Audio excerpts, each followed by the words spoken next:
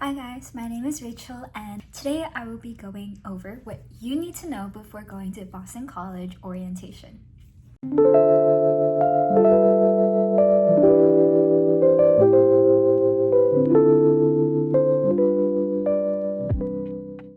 Boston College requires every single first-year student to attend their orientation on the campus physically.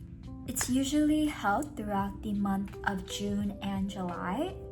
I think there are 7 sessions total, and I went to the second session for my year.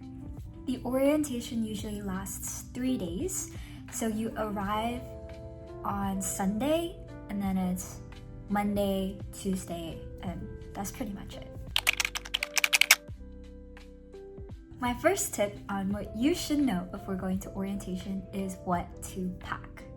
Now, in Boston during June and July, it can get pretty warm, so definitely the attire is summer clothing.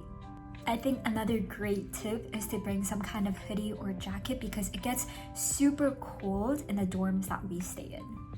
There is a lot of walking around, so I do suggest that you bring a pair of sneakers or comfortable shoes. Not only is there walking though, but there are a ton of stairs. Boston College has an upper campus and it is literally up. So a lot of the times to get back and forth, you have to climb crazy amount of stairs, which thankfully I brought sneakers, so it was okay, but just to warn you guys. I will say you don't need like a sleeping bag. I know on other retreats that I've been to, I've always brought a sleeping bag. They do provide a blanket, pillow, and towel. And of course it's just like the bare minimum. And if you're okay with that, then that's great. If you really need that quality sleep, then I suggest you bring it. I also recommend leaving a little bit of extra space in your bag, just in case you want to buy anything from the store for you or even for your family and friends. So the schedule for orientation is given through the BC Welcome app, and it's a pretty tight schedule starting from like 7 or 8 in the morning all the way to like 7 or 8 p.m. Most of the time you're sitting in classrooms in different parts of the campus. You do have to sit through lectures. They are sometimes a little boring and you might fall asleep if you're jet lagged, but I would say that they're pretty informative, so you just find yourself staying awake for it. Making friends can be scary. Meeting a bunch of new people can be scary as well. I think everybody has the idea that they're there to meet new people.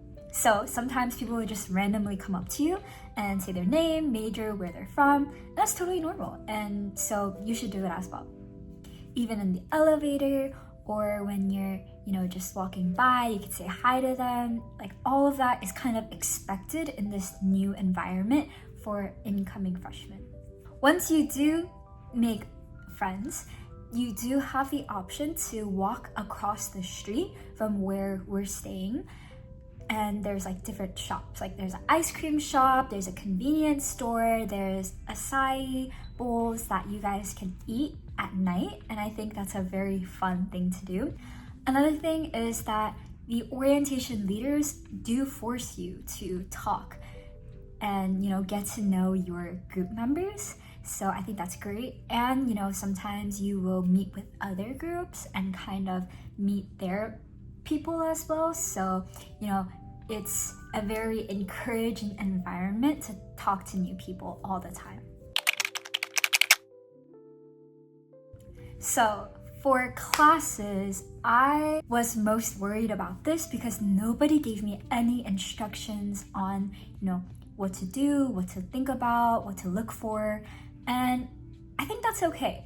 You don't really understand what you are expected to do unless you're actually in your Agora portal, adding all of these different classes, trying to see, what matches, what doesn't. Very unique classes that Boston College offers. For example, the Cornerstone program, perspectives, all of that stuff. And so it's really good to just kind of sit down and listen to, what they talk about.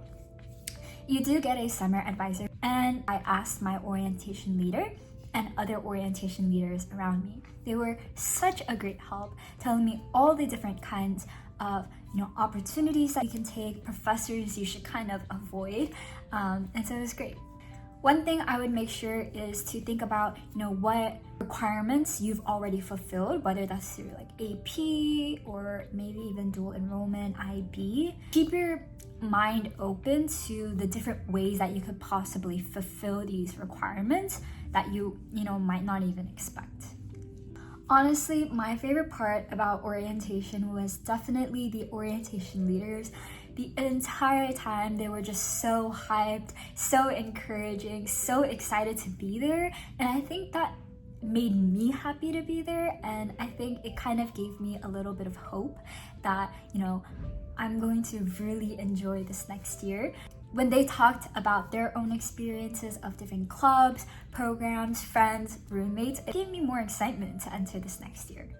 That's all for today's video. I hope you guys enjoyed it. I hope that you guys will continue to watch more of my college journey.